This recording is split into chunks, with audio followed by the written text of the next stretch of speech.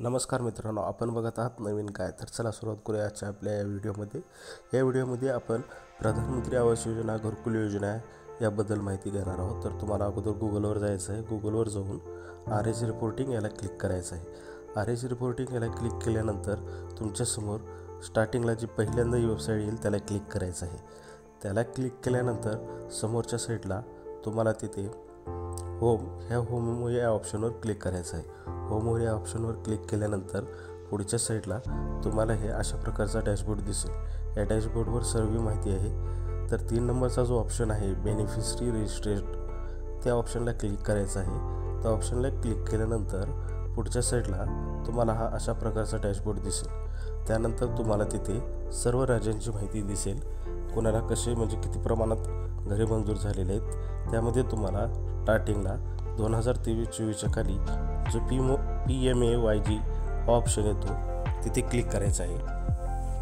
त्यानंतर तुम्हाला पुढे तिथे योजना निवडायची आहे. तर ती योजना आपण इथे निवडूया. त्यानंतर आपण राज्य निवडूया. राज्य आपण महाराष्ट्र टाकलेलं आहे. महाराष्ट्राच्या नंतर इथे डिस्ट्रिक्ट निवडायचं आपल्याला, कोणता जिल्हा आहे ते. तर तुम्ही तुमचा जिल्हा निवडू शकता. इथे मी दुसरा जिल्हा निवडलेला आहे, सॅम्पलसाठी दाखवलेला आहे. त्यानंतर तिथे तुम्हाला तालुका निवडायचा आहे तुमच्या जिल्ह्यामधला, तुमचं गाव ज्या ठिकाणी येतं त्या ठिकाणी. तर आपण इथे एक उदाहरणात घेतलेलं आहे. त्यानंतर आपल्याला पुढं एक गाव दिसेल, ते गाव आपण सिलेक्ट करूया. त्या गावाला सिलेक्ट केल्यानंतर खालच्या साईडला एक कॅप्चा येतो. तो कॅप्चा बेरीज वजाबाकी अशा प्रमाणात असतो. तर तुम्हाला तो तिथे टाकायचा आहे.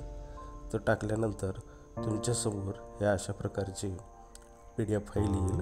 ही PDF फाईल जर तुम्हाला डाउनलोड करायची असेल तर तुम्हाला तिचा ऑप्शन पण आहे, तुम्ही ती तिथून डाउनलोड करून घेऊ शकता.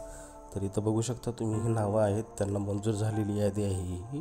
तर ही यादी तुम्ही प्रिंट काढून तुमच्या गावामध्ये ज्यांना ह्या योजनेचा लाभ भेटलेला आहे किंवा भेटणार आहे त्यांची ही यादी तुम्ही त्यांना व्हॉट्सअप करू शकता किंवा ग्रामपंचायतमध्ये जाऊन ह्याची माहिती घेऊ शकता.